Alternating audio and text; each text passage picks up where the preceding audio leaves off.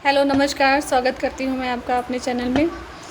कुछ पेरेंट्स की शिकायत आई थी मेरे पास कि मेरा बच्चा जो है ना वो पढ़ने में और लिखने में दोनों में बहुत ज़्यादा कमज़ोर है।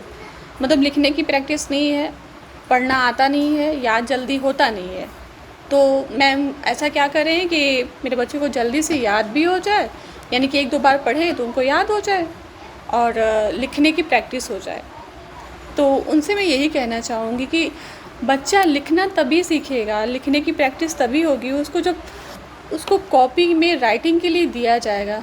जब मैम 1 पेज राइटिंग देती जैसे हम हैं या और भी मैम हैं जो 1 पेज राइटिंग देती हैं, तो उसका मेन रीज़न यही होता है कि आपके बच्चे को ज़्यादा से ज़्यादा लिखने की आदत होगी और पढ़ लिखने की प्रैक्टिस से राइटिंग इम्प्रूव होती है।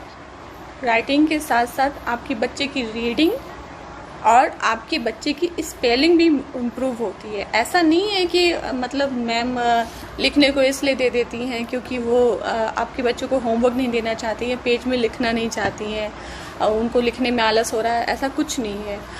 हम लोग देखते हैं जिस बच्चे की राइटिंग ख़राब है, उसकी राइटिंग बहुत ज़्यादा ख़राब है, उसके डिक्टेशन उसको जब बोला जाता है तो उसकी जो स्पेलिंग मिस्टेक होती है वो, और हिंदी में जब बोला जाता है तो उसकी जो मात्राएं मिस्टेक होती हैं, इन सब चीज़ों को ध्यान में रखने के बाद ही 1 पेज राइटिंग दी जाती है। तो आप अपने बच्चों को अपने घर में एक कॉपी बना लीजिए इंग्लिश की, हिंदी की, जहां आप उन्हें 1 पेज राइटिंग करवाइए। और मैथ में उनको एक मैथ की भी कॉपी बना लीजिए।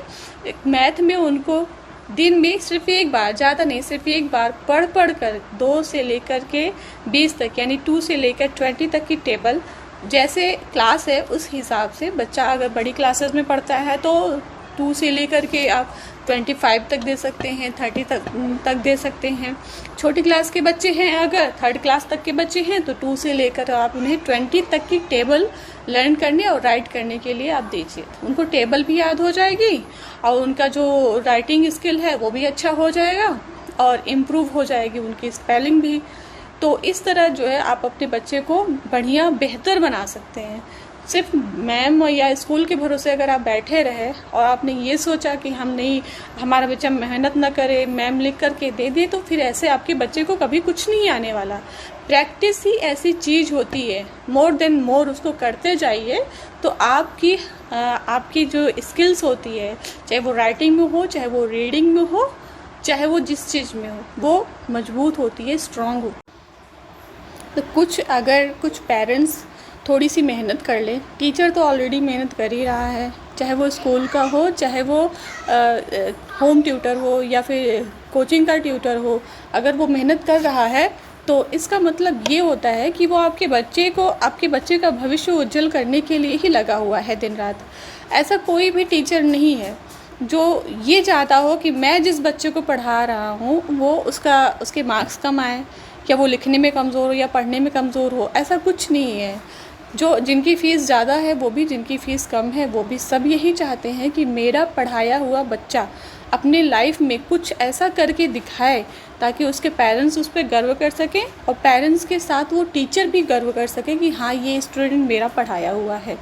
तो आप भी थोड़ी सी मेहनत कर लीजिए, टीचर भी मेहनत कर रहे हैं और सबकी मेहनत से आपका बच्चा, यकीनन आपका बच्चा जो है सफलता हासिल करेगा। तो लिखना और पढ़ना और डेली राइटिंग करना, ये एक ऐसा प्लेटफॉर्म है जहाँ से आपके बच्चे को सब कुछ ऑटोमेटिक याद होने लगेगा। उसकी याददाश्त भी तेज़ होती जाएगी, उसकी राइटिंग इम्प्रूव होती जाएगी, फास्ट होती जाएगी और सब कुछ बढ़िया हो जाएगा उसके लाइफ में। आपकी टेंशन ख़त्म हो जाएगी। तो कोशिश तो यही रहती है टीचर की कि वो पेरेंट्स को अच्छे से समझा सके। तो पेरेंट्स की भी कोशिश यही रहनी चाहिए कि वो टीचर को समझ सके, ना कि ये देखे कि हम पैसे दे रहे हैं तो हम अपने बच्चे को जो है मेहनत नहीं करने देंगे। आपको पैसे आप दें या ना दें वो अलग मैटर है, लेकिन बच्चा तो आपकी मेहनत करने के बाद ही आगे बढ़ेगा। बिना मेहनत के कोई भी आगे नहीं बढ़ सकता है। धन्यवाद।